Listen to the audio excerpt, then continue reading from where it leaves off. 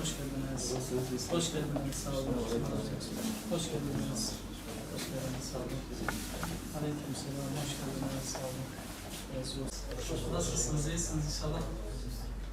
Nasıl gidiyor? Allah razı olsun. Sağ olun.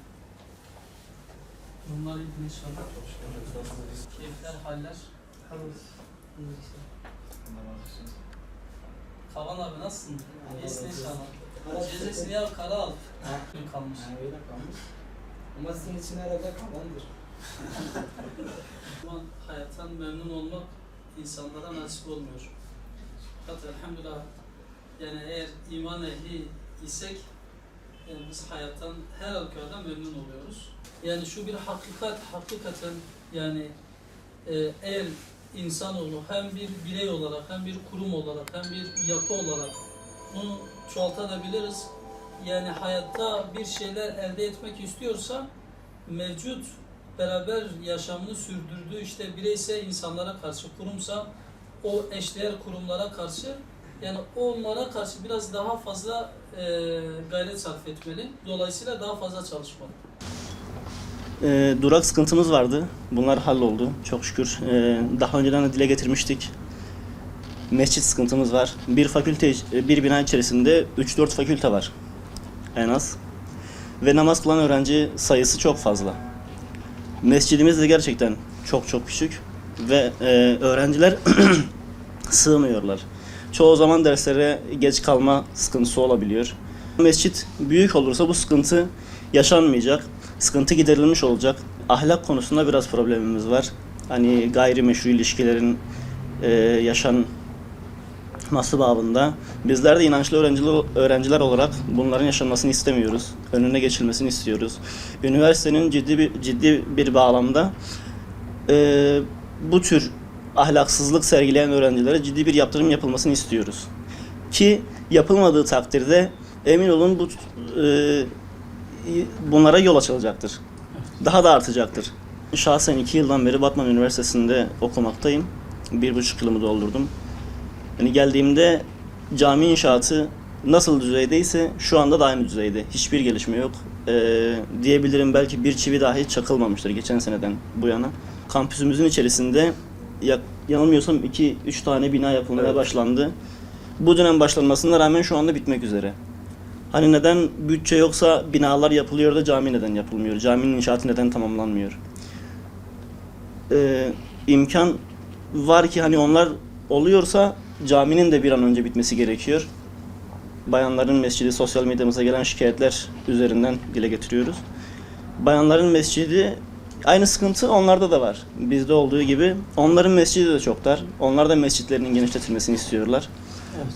Bizler de hani bu doğrultuda daha önce ziyaretimizin netice vermesi sebebiyle tekrar size bir ziyarette bulunduk.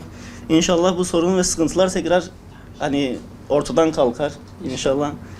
Hani üniversitemizin daha güzel bir hal almasını istiyoruz. Evet. Daha yaşanılabilir bir ortam olmasını istiyoruz. İnşallah bu sorun ve sıkıntılar ortadan kalkar en kısa zamanda. Bizler de rahat bir şekilde hem mescidimize hem camimize rahat bir şekilde gidip gelebiliriz. Tekrardan hoş geldiniz. Daha öncelerde de bu ziyareti gerçekleştirmiştiniz, gelmiştiniz.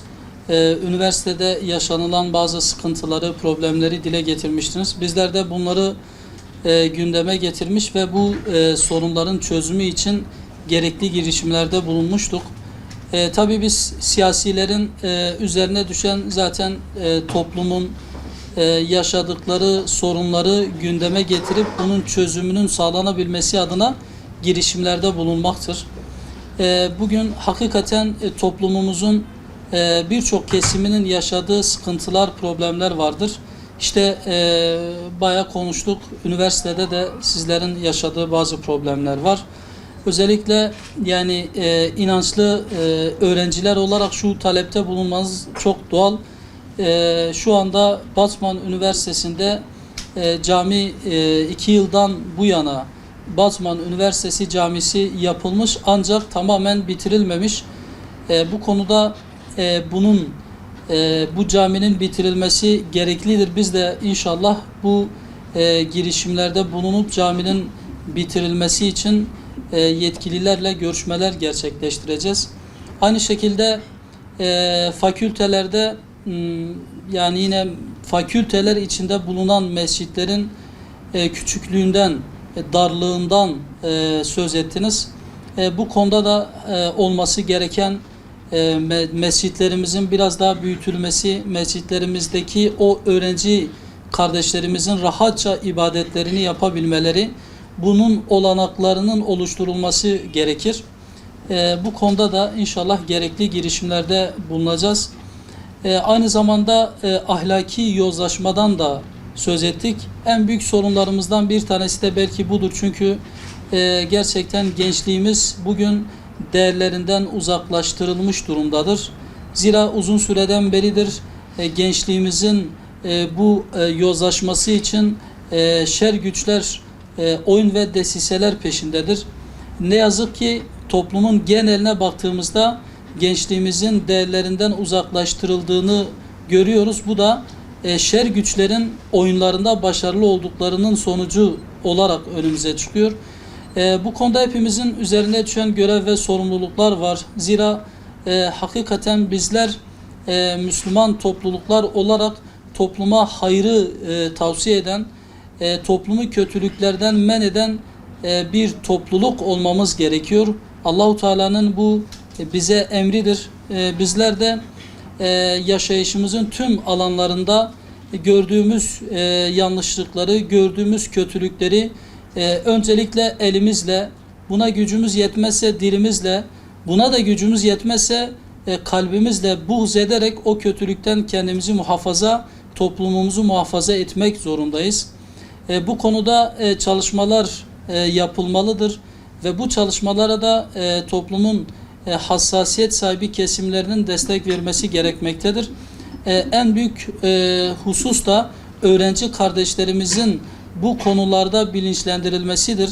İnşallah bu bahse konu ettiğimiz bütün konularla alakalı girişimlerde bulunmaya, bu sorunların çözümü için, ıslahın toplum arasında yer bulabilmesi için, o ahlaksızlıkların, toplumsal yozlaşmanın toplum arasından çıkarılabilmesi için girişimlerde bulunacağız. Allah'ın izni ve inayetiyle.